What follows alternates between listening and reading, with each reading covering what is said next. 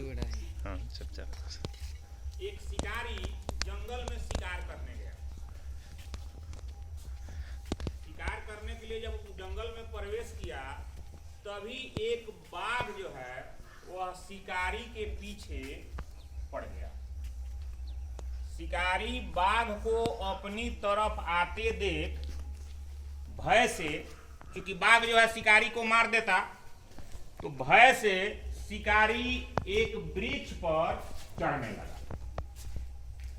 अब वृक्ष पर ऊपर चढ़ने लगा तो अब देख रहा है कि उसी वृक्ष के ऊपर एक रीछ, रीछ समझते हो तुम लोग जी? क्या उसी पर ऊपर जो है बैठा हुआ था। अब शिकारी जो है, शिकारी को दोनों तरफ खतरा था, नीचे बाघ ऊपर रीछ। नीचे उतरेगा तो बाघ उसकी जान ले लेगा, ऊपर जाएगा तो रीछ उसकी जान ले लेगा।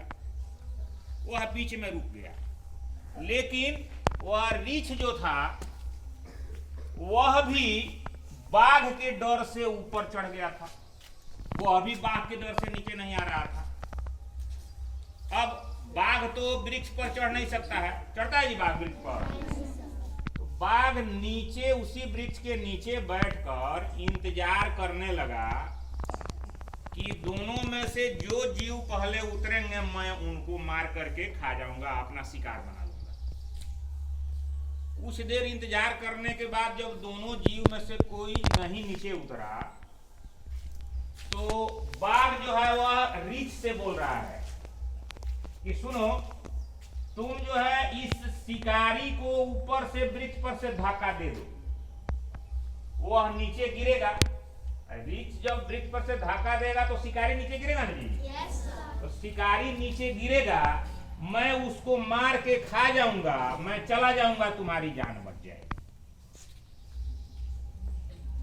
यह बात सुनकर रीछ कहा कि देखो, मैं अपनी प्राण की रक्षा के लिए दूसरे के प्राण, दूसरे का जान नहीं लूंगा, दूसरे के प्राण को जोखिम में मैं नहीं डालूंगा, मैं ऐसा नहीं कर सकता।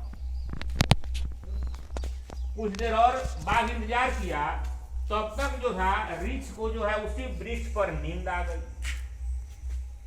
अब बाघ यही बात दोहरा रहा है उससे शिकारी से, क्या सुनो, तुम एक काम करो, तुम रीछ को धक्का दे दो ऊपर से, रीछ नीचे गिरेगा, मैं उसको मार करके खा जाऊंगा, चला जाऊंगा, तुम्हारी जान बच जाएगी।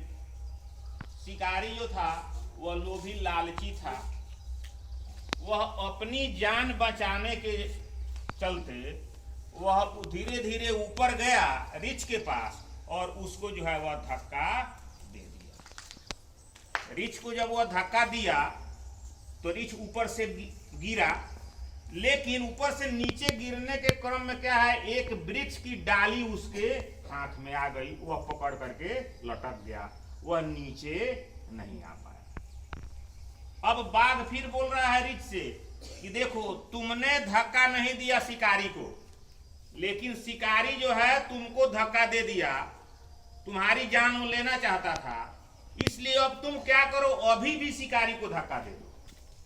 तो वह रीछ बोला कि मैं अपना काम कर रहा हूं, मैं अपना काम कर रहा हूं, शिकारी जो है वह अपना काम कर रहा है।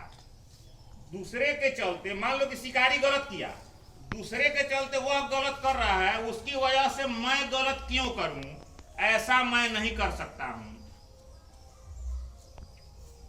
कुछ देर उसी तरह से वह वृक्ष पर दोनों रहे, लास्ट में जो है थक करके बाघ जो है वहां से चला गया, और जब बाघ चला गया तो दोनों जीव ऊपर से उतर करके अपने अपने गंतव्य की ओर चले गए। बताओ जी बच्चों, इस कहानी से हमें क्या सीख मिलती है?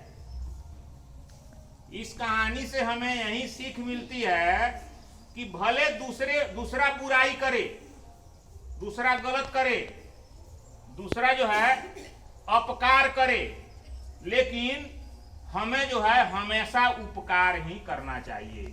हमें दूसरों के बारे में हमेशा भला सोचना चाहिए, दूसरे के बारे में बुरा नहीं सोचना चाहिए। भले दूसरा हमारे बारे में बुरा सोचता, हमें बुरा नहीं सोचना चाहिए किसी के।